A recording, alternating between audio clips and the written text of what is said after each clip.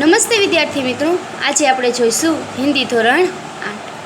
આપણે સરસ મજાનું કાવ્ય જોયું હતું કે ઉઠો ધરા કે અમર સપૂતો, કે આ દેશના અમર સપૂતો સુપુત્રો તમે ઉઠો અને દેશ માટે તમે જ્યાં બરબાદી થઈ રહી છે તેની તમે ખિલાફ થઈ અને દેશમાં કંઈક નવી જાગૃતિ લાવો, કે ઉઠો ધરા કે અમર સપૂતો। સરસ મજાનું કાવ્ય છે, એ આપણે ટેક્સ્ટ બુકમાં ભણી ગયા હતા। બધા પોતપોતાની સ્વા ખોલો, પેજ નંબર 21 ઉપર જુઓ। તમારા લીથામાં કવિતાનો સરળ અર્થ લખેલો છે, તમારા લીથામાં સરસ એવો કાવ્યનો અર્થ લખેલો છે, તે જુઓ।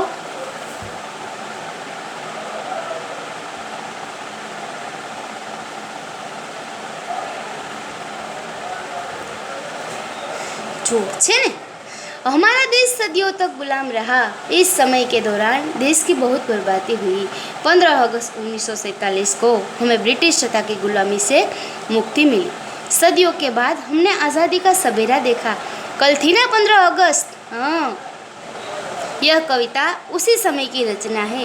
इसमें कवि ने देश के सपूतों से देश का नवनिर्माण करने के लिए कहा है।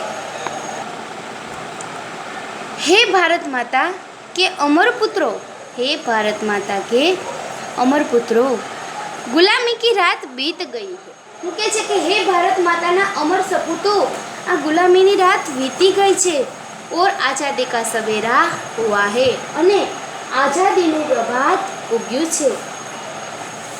अब तुम अज्ञान आलस्य की नींद से जागो।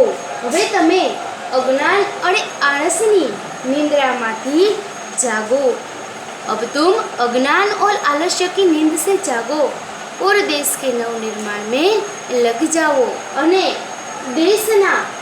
દેશવાસીઓના જીવનમાં ફરીથી નવીન ઉત્સાહ ભરવાનો છે, તેમનામાં નવા પ્રાણનો સંચાર કરવાનો છે। એ તમે નવનિર્માણમાં તમે લાગી જાઓ।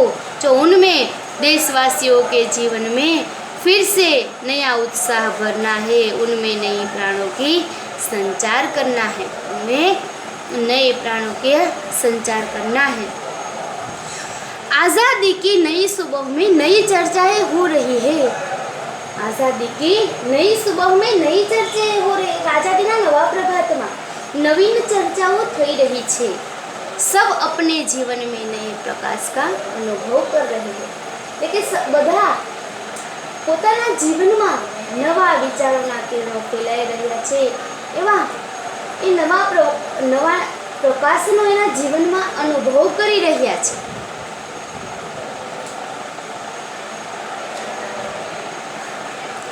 लोगों के मन में नई उमंग है और हौसले की नई लहरें है। सबके मन में नई आशाएं, लेकिन लोगोना મનમાં નવા ઉમંગો અને ઉત્સાહની નવી લહેરો છે।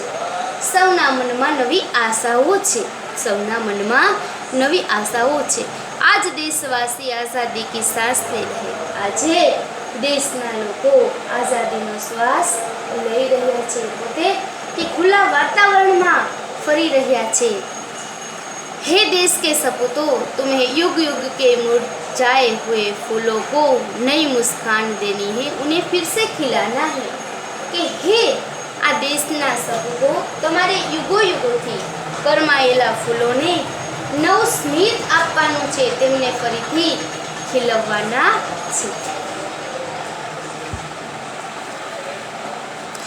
आज़ादी की इस सुबह में प्रकृति भी आनंदित है। पेड़ों की डालों पर बैठे पक्षियों को के स्वरों में भी नवीनता है। कि आज़ादीना आ नूतन प्रभातમાં પ્રકૃતિ પણ પ્રસન્ન છે। વૃક્ષોની ડાળ પર બેઠેલા પક્ષીઓના સ્વરોમાં નવીનતા છે, તેઓ પણ જાણે ખુશીનું કોઈ ગીત ગાઈ રહ્યા છે। बागों में भोरे गुंजार करते हुए मस्ती से मंडरा रहे हैं। बागों में बगीचाમાં ભમરા ગુંજન કરતા મસ્તીથી ચો તરફ જાણે ઉડી રહ્યા છે। सब अपने जीवन में नए प्रकाश का अनुभव कर रहे हैं। सब अपने जीवन में नए उजाले का अनुभव कर रहे हैं। इसलिए पशु पक्षी प्राणी सभी आनंदित होकर झूम रहे हैं। हे देश के सपूतों, स्वतंत्रता के बाद देश में नया युग आया है। हे देशना सपूतो, स्वतंत्रता પછી દેશમાં નવો યુગ આવ્યો છે। इस नए युग की वीणा में तुम्हें नए राग और नए गाने भरने हैं। कि आ नवा युगना ना नूतन युगनी वीणाમાં તમારે નવા રાગ અને નવા ગીત ભરવાના છે। इधर उद्यान में कलियां खिल रही है। इधर उद्यान में એટલે કે અત્યારે બગીચામાં कलियों खिली रही छे और प्रत्येक फूल मुस्कुरा रहे हैं અને और एक फूल मुस्कुराई રહ્યા છે, हंसी રહ્યા છે। सारे देश में स्वतंत्रता के सूर्य का प्रकाश फैला हुआ है। कि આખા દેશમાં स्वतंत्रताની સૂર્યનો પ્રકાશ જાણે ફેલાયેલો છે।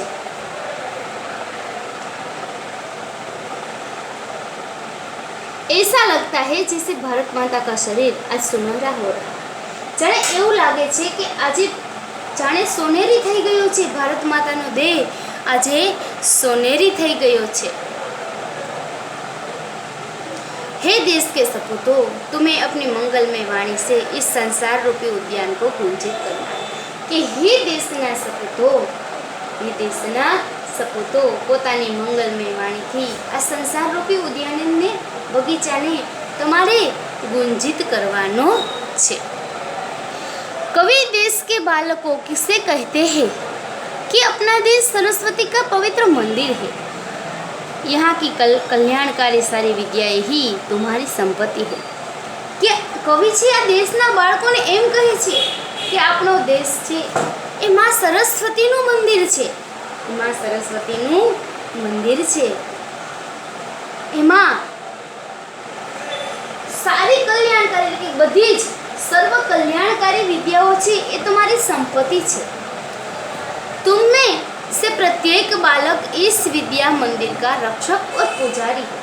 कि તમારામાંથી દરેક બાળક આ વિદ્યા મંદિરનો રક્ષક અને પૂજારી છે।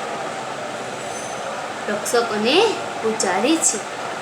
तुम्हें यहाँ ज्ञान के सैकड़ों दीपक जलाने हैं और नए युग का आह्वान करना है। कि તમારે અહીંયા જ્ઞાનના સેંકડો કરોડો દીપક પ્રગટાવવાના છે અને દેશનું ભવિષ્ય ઉજ્જવળ કરવાનું છે। દેશનું ભવિષ્ય उज्जवल કરવાનું છે। तुम्हें सभी प्रकार का ज्ञान पाकर देश का भविष्य उज्जवल बनाना है। શું કહે છે कि वो नए युग का आह्वान करना है, यानी कि देश का उज्जवल भविष्य बनाना। એટલે ઉઠો, જાગો આ દેશના અમર સપૂતો અને દેશ માટે કંઈક કરો, નવી જાગૃતિ લાવો, નવા વિકાસો કરો, દેશને આગળ વધારો, એવા તમે હંમેશા કાર્યો કરો। સરસ અને સુંદર મજાનું કાવ્ય હતું એ આપણે જોયું। હવે આપણે કાવ્યના પ્રશ્ન જવાબ લખીશું।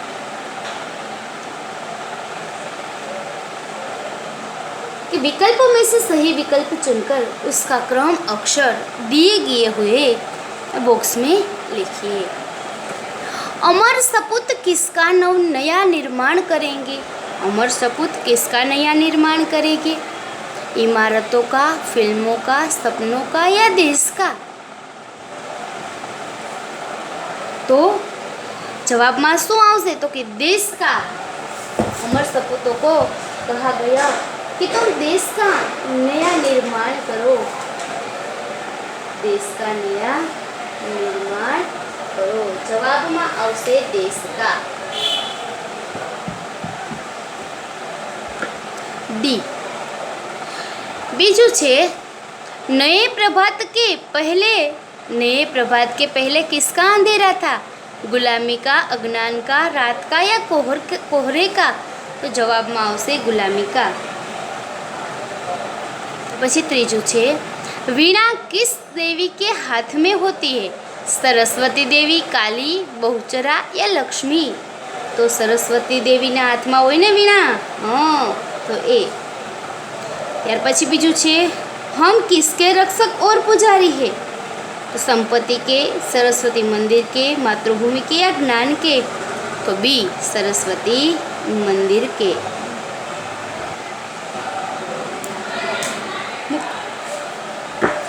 सरस। हवे आगळना पेज पर जाओ बधा। 5 मिनट। कोष्टक में से उचित शब्द चुनकर रिक्त स्थानों की पूर्ति कीजिए। ते उठो धरा के खाली जगह सपूतो पुनः नया निर्माण करो। तो उठो धरा के अमर सपूतो।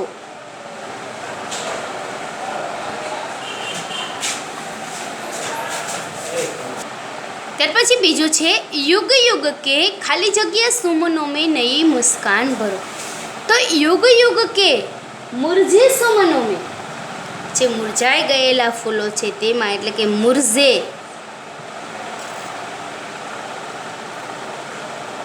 मुरझे सुमनों में नई मुस्कान भरो। डाल डाल पर बैठ खाली जगह कुछ नए स्वरों में गाते हैं। कि डाल डाल पर बैठ विहग पक्षी कुछ नए स्वरों में गाते हैं। विहग એટલે यानी कि पक्षी। त्यार पछीनु चौथा नंबरनु, नूतन मंगलमय से गुंजित जग उद्यान करो। कि नूतन मंगलमय ध्वनियों से,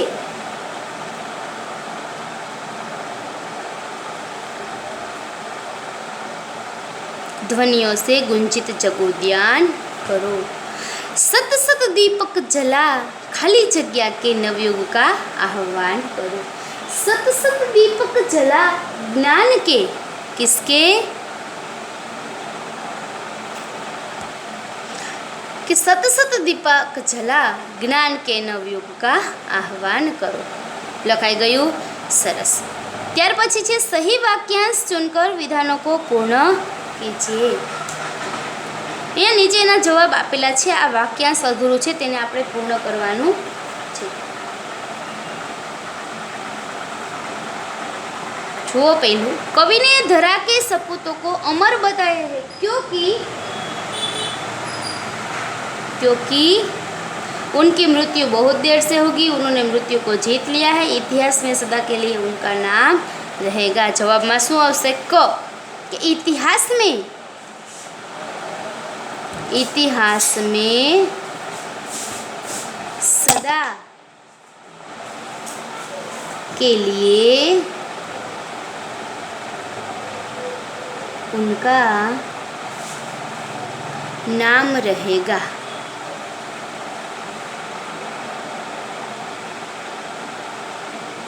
इतिहास में सदा के लिए उनका नाम रहेगा। त्यार पछी बीजू छे, ज्ञान दीपक के समान है क्योंकि उसे पाने के लिए परिश्रम के तेल की जरूरत पड़ती है। मनुष्य के मस्तिष्क की रचना दीपक जैसी है, वह अज्ञान का अंधेरा दूर कर सकता है। जवाब में शू आवशे? वह अज्ञान का अंधेरा दूर कर सकता है। वह अज्ञान का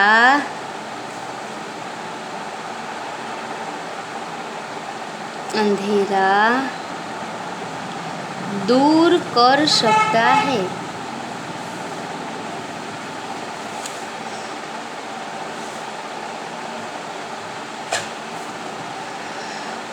त्यार पछी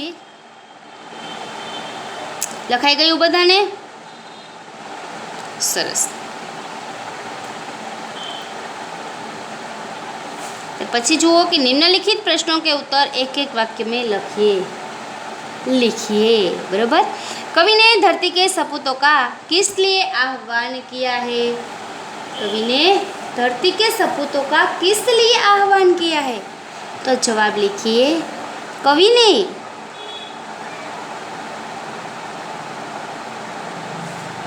देश का नवनिर्माण करने के लिए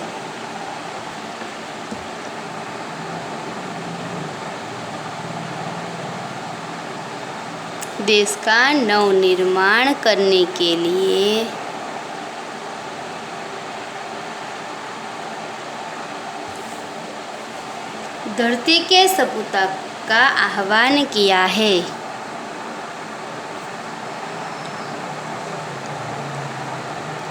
सपूतों का आह्वान किया है। प्रश्न बीजो, कवि ने प्रातः काल को नया क्यों कहा है? तो कवि ने प्रातः काल को नया क्यों किया है? क्योंकि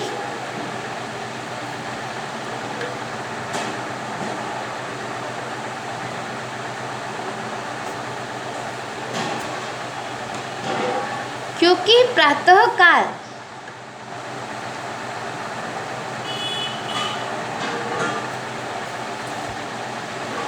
स्वतंत्रता का प्रभात है। क्योंकि प्रातः काल हमारी स्वतंत्रता का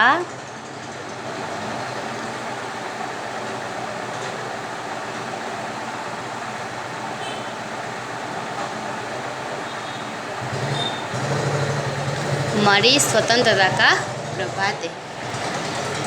एना पछीनो प्रश्न, नूतन मंगलमय ध्वनियों से किसे गुंजित करना है? कि नूतन मंगलमय ध्वनियों से किसे गुंजित करना है? तो जवाब लिखिए, नूतन मंगलमय ध्वनियों से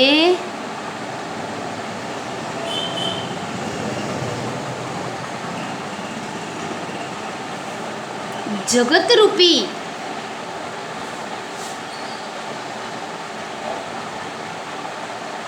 उद्यान को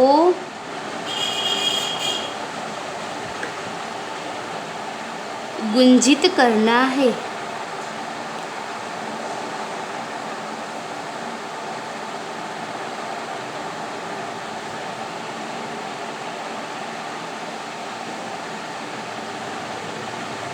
त्यार पछीनो प्रश्न है, कवि ने किसे शुभ संपत्ति कहा है? तो कवि ने सरस्वती के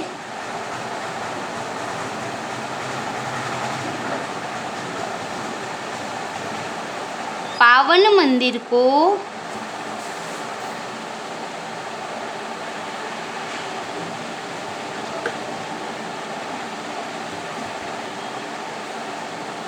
शुभ संपत्ति कहा है।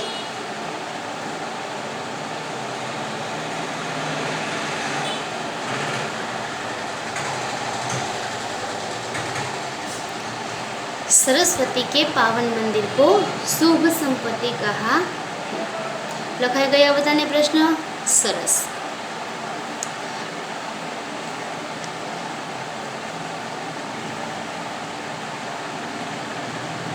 હવે કાલનું તમારું હોમવર્ક આ પેજમાં જે આજે લખાવેલું છે એ પેજ અને આગળના પેજમાં જે MCQ લખેલા છે તે, એટલે કે આજે લખાવેલું છે એટલું તમારે હોમવર્કમાં 2 વખત લખવાનું છે અને પાકું કરવાનું છે. બરાબર?